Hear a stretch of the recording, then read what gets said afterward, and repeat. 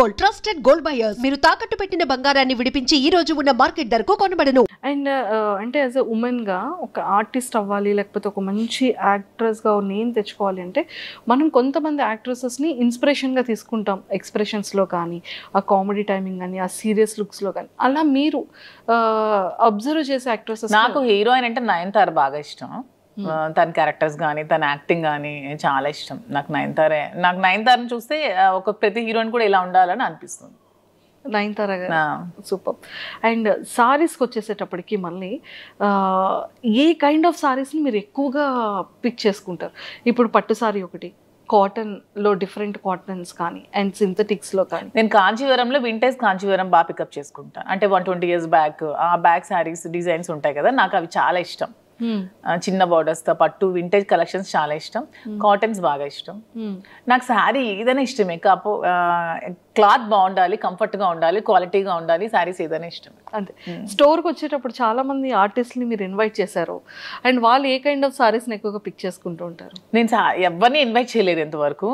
వాళ్ళంతా మమ్మల్ని మెచ్చి మా అభిమానులుగా వచ్చారు ప్రతి ఒక్కరు.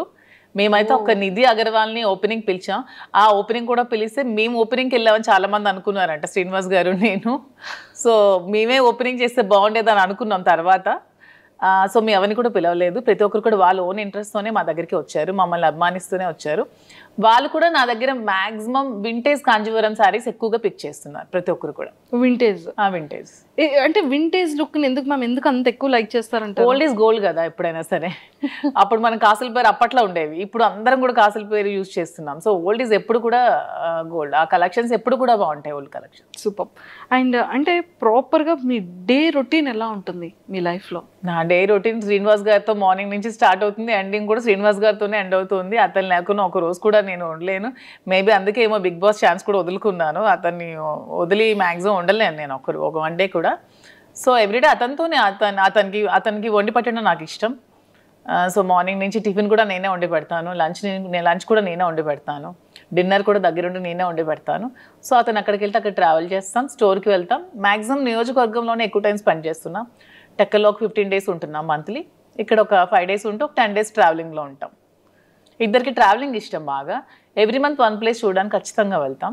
మంత్లో ఒకసారి ఖచ్చితంగా మేము ఏదైనా ప్లేస్ విజిట్ చేస్తాం, డివోషనల్గా కానీ. అండ్ ఇలా ఇది కూడా ట్రిప్ కూడా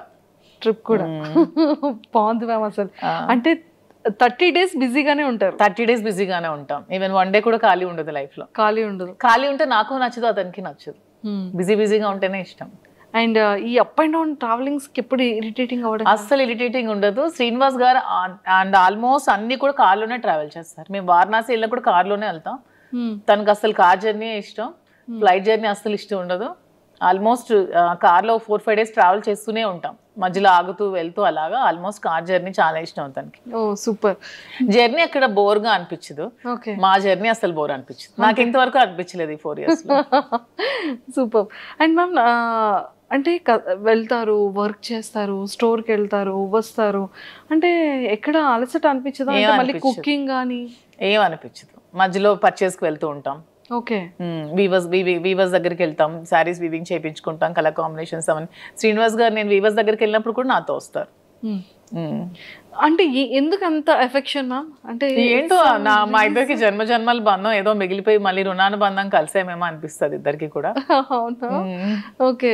సో అంటే లైక్ సార్ ఎలా రియాక్ట్, అంటే సార్ లవ్ ఎఫెక్షన్ ఎలా చూపిస్తారు, అంటే మీది ఎలా ఉంటుంది? సార్ లవ్ ఎఫెక్షన్ చూపించడం రాదు.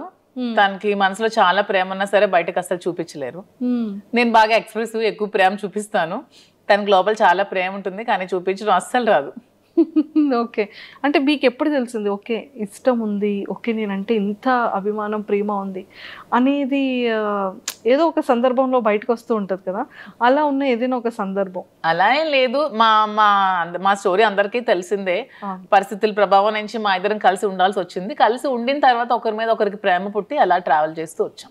మీరు ఎప్పుడైనా సరే ఒక 1 day or 2 days if in case sir అక్కడ ఉండి మీరు ఇక్కడ ఉండే సిచ్యువేషన్ వస్తే అప్పుడు? అదే ఇంతవరకు రాలేదు. అతను మ్యాక్సిమం ఉండలేరు, బాగా డిపెండెంట్ అయిపోయారు. సో నేను లేకుండా మ్యాక్సిమం ఉండలేరు. అదే చెప్తున్నాను కదా, నేను ఏమంటే కొంచెం నాకు ఇంట్రెస్ట్ ఉంది బిగ్ బాస్ మీద, నేను వెళ్తానండి అంటే ఇంక మరి నీ ఇష్టం, నేనైతే ఉండలేనని చెప్పారు. ఇంక నేను ఎలా వెళ్ళగలను? సో ఇంకా చెప్పేశారు అయితే. తనైతే డైరెక్ట్ గా చెప్పేస్తారు, నేనైతే ఉండలేను, ఇంక మరి నీ ఇష్టం. బయట సోషల్ మీడియాలో చాలా స్ట్రాంగ్ గా వినపడుతుంది బిగ్ బాస్ కి వెళ్తున్నాను అని. బట్ తను అన్ని డేస్ ఉండలేరు, మాక్సిమం ఓకే 1 డే కూడా ఉండలేరు. ఒకవేళ బిగ్ బాస్ కి ఇన్ కేస్ అంటే వెళ్తారో వెళ్ళరో సెకండరీ, వెళ్తే కనుక మీ గేమ్ ఎలా ఉంటుంది మ్యామ్? ఇక్కడ ఇప్పుడు రియల్ లైఫ్ లో ఎలా ఉందో గేమ్ అక్కడ కూడా అలాగే ఉంటుంది. ఎక్కడ కూడా మధు విన్నరే, నేను గెలిచే వస్తాను. అంతే అంట. సూపర్.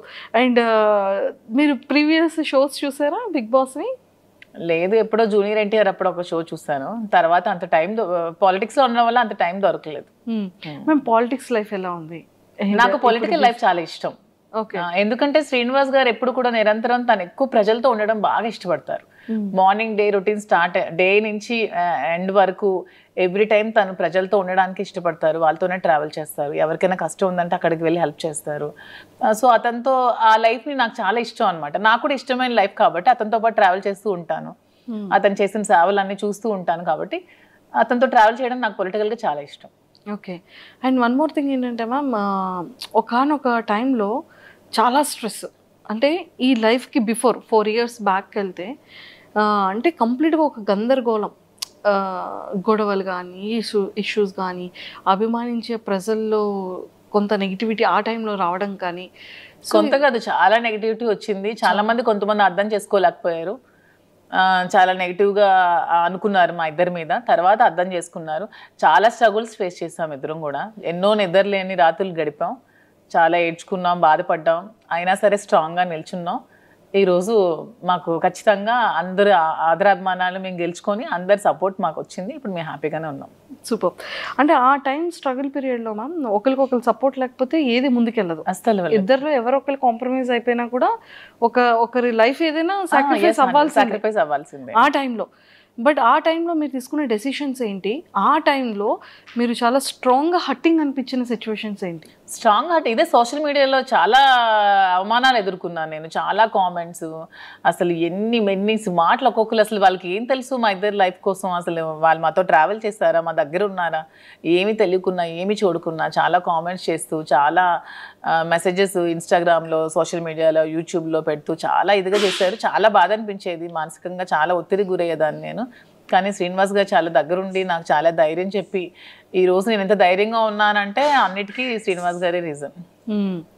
అంటే నిజంగానే ఒక జెంట్ అనే వ్యక్తికి కొన్ని కమెంట్స్ రావచ్చు, లేకపోతే మీడియాలో ట్రోలింగ్, అది అంత పెద్ద ఎక్కువగా జనాలు కూడా దాన్ని ట్రోల్ చేయరు. కానీ యాజ్ ఎ ఉమెన్ ఇన్ని అవమానాలు ఎదుర్కోవడం అంటే చాలా కష్టం. కానీ తప్పదు ఎవరికైనా. సీఎం జయలలిత గారికే తప్పలేదు. నేనంతా నాకు ఆవిడే ఇన్స్పిరేషన్. నేను ప్రతి మూమెంట్లో కూడా నా కష్టంలో ఉన్నప్పుడు, నేను డిప్రెషన్లో ఉన్నప్పుడు నేను ఆవిడ వీడియోస్ చూస్తాను. ఆవిడ నాకు చాలా ఇన్స్పిరేషన్ అసలు. ఆవిడ ఎందుకంటే ఎన్ని అవమానాలు ఎదుర్కొన్నారు. అసెంబ్లీ సాక్షిగా ఆవిడ చీర లాగారు, ఆవిడ జుట్టు కట్ చేశారు, ఆమెను ఎంతో